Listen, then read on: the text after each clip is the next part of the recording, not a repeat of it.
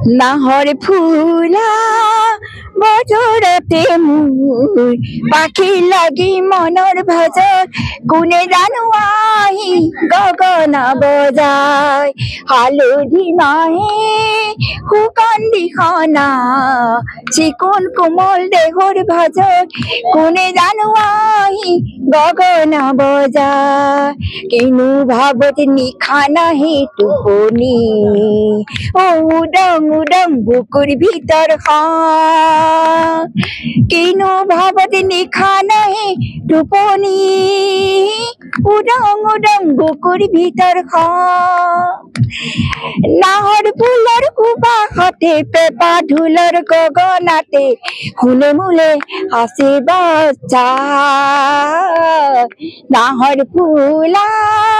বতৰতে মোৰ পাখি লগাই মনৰ ভাজত কোনে জানো আহি গগনা বজায়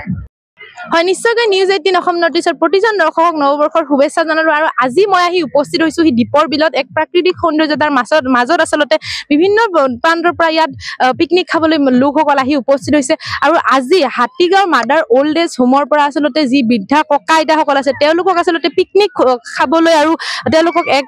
ফূৰ্তি কৰাবলৈ আচলতে লৈ আহিছে যি স্লাম্বাৰ বাছ আছে সেই বাছৰ অনাৰ সকলে তেওঁলোকক লৈ আহিছে আৰু আমি তেওঁলোকৰ লগত খুবেই আচলতে প্ৰশংসনীয় এটা পদক্ষেপ তেওঁলোকে হাতত লৈছে আৰু তেওঁলোকৰ লগত থুলমূলকৈ কথা পাতিবলৈ যত্ন কৰো আহক ভিডিঅ' জানাইছো পুনৰবাৰ সেই নৈসংগিক যি এক প্ৰাকৃতিক সৌন্দৰ্যতাৰ পৰিৱেশে দেখাবলৈ অনুৰোধ জনাইছো আৰু আনফালে আমি তেওঁলোকৰ লগত কথা পাতিবলৈ অনুৰোধ জনাম বাইদেউ ক'ৰ পৰা আহিছে আপোনালোকে আৰু যিহেতু আপোনালোকে আইতা ককাহঁতক ইয়াতে লৈ আহিছে আজি পিকনিক খাবলৈ বা ফূৰ্তি কৰাবলৈ কি ক'ব আমি একচুৱেলি অৰিজিনেল শিৱসাগৰৰ হয় আমি স্লাম্বাৰ 37ৰ পৰিয়াল হৈ আহিছো তো এই আইতাহঁতক ধৰা কোনেও তেনেকে নিনিয়ে ন পিকনিক তো আমি ভাবিলো যে নতুন বছৰত তেওঁলোকক এবাৰ বনভোজকে খুৱাই আনো খুবেই আচলতে এটা প্ৰশংসনীয় পদক্ষেপ তেওঁলোকে হাতত লৈছে আমাৰ লগত স্লাম্বাৰ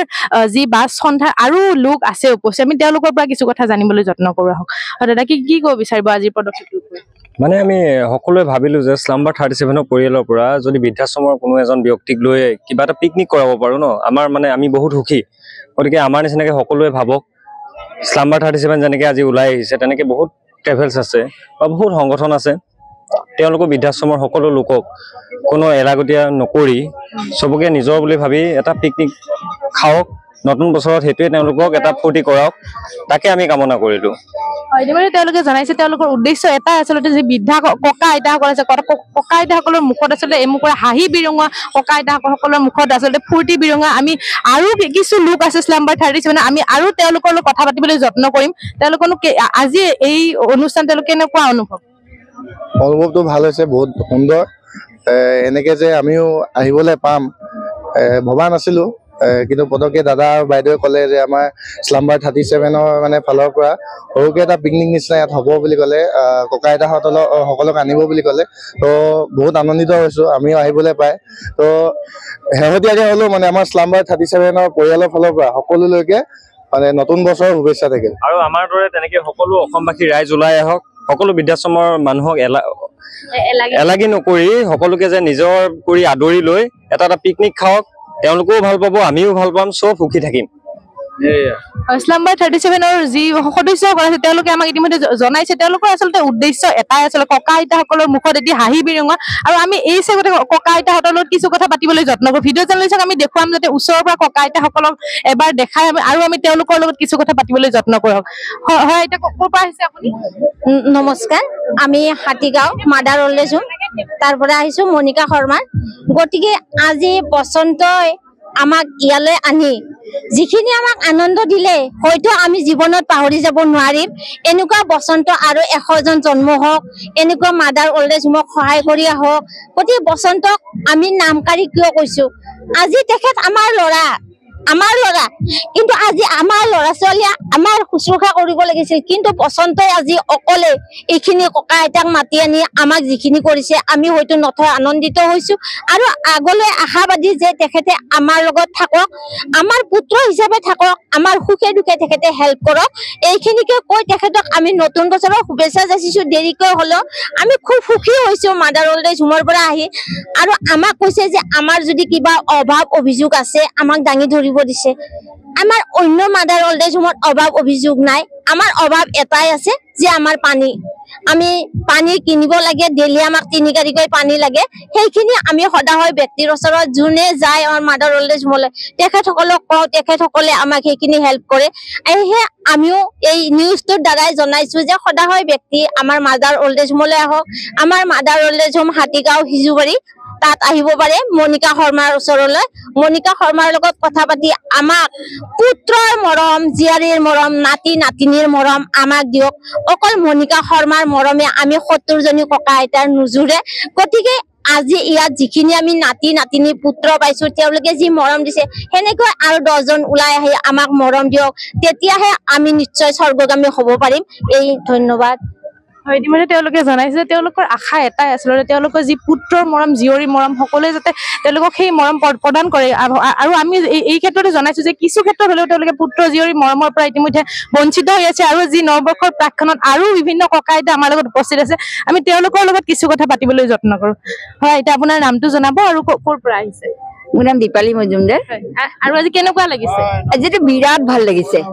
প্ৰশান্ত বৰদলৈয়ে যিখিনি আয়োজন কৰিলে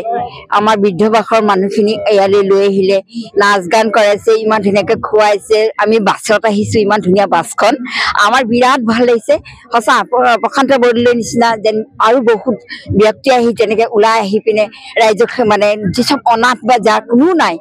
মা দেউতাৰ কিছু পৰিচয় নাই সন্তানহীন তেনেকুৱা মানুহক যেন সহায় সহযোগিতাৰ হাতখন আগবঢ়াই আমাৰ মাদাৰ ওল্ড এজ হোমৰ পৰা মই সদায় তেখেতৰ আশীৰ্বাদ জনাইছো আৰু গোটেই অসমবাসী ৰাইজক নতুন বছৰ শুভেচ্ছা জ্ঞাপন কৰিলো হয় ইতিমধ্যে তেওঁলোকে জনাইছে তেওঁলোকে আচলতে হিয়া খুলি আশীৰ্বাদ দিছে আমি আৰু কিছু ককা আইতা আছে আমি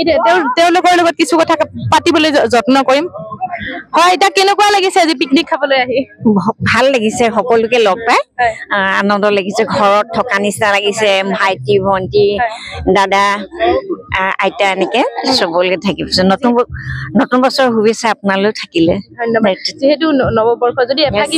বিহু বা গান শুনিবলৈ পাওঁ আপোনালোকৰ মুখেৰে ঠিক মই গান নাগাওঁ যে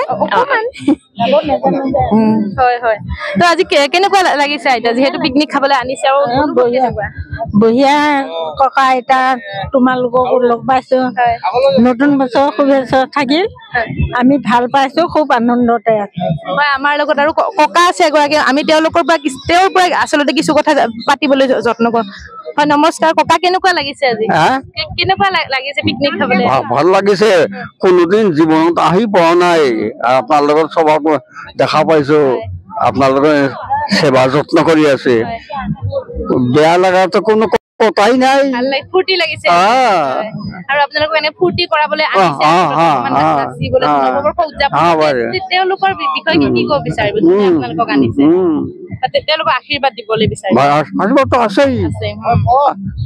আমি নিজে মুখত নকলেও ঈশ্বৰটো আছে না ঈশ্বৰে চব দেখে হয় ইতিমধ্যে এনেদৰে আমাৰ 2 চকু আছে তেখেতৰ 1000 চকু আছে জানা নাই হয় এনেদৰে আমি ইতিমধ্যে দেখাইছো যে দীপৰ বিলৰ পৰা এক নৈসৰ্গিক